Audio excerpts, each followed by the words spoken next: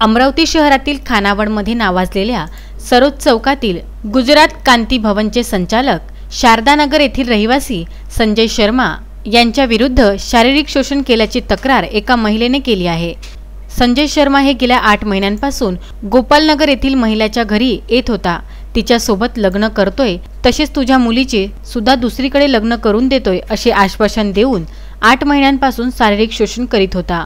25 ऑगस्टला रात्री 10 वाजताच्या दरम्यान आरोपी शर्माने फिर्यादी महिलेच्या मुलाला रस्त्यावर अडवून त्याला आणि परिवाराला जीवे मारण्याची धमकी दिली। यावर महिलेने राजापेठ पोलीस स्टेशनमध्ये 26 ऑगस्ट रोजी जाऊन संजय शर्मा यांच्या विरुद्ध तक्रार दिली। राजापेठ पोलिसांनी आरोपी संजय शर्मा विरुद्ध भादवी कलम 376, 417, 341, 506 अंतर्गत गुन्हा दाखल करण्यात आला आहे। अजय शृंगारे, विदर्भ न्यूज, अमरावती।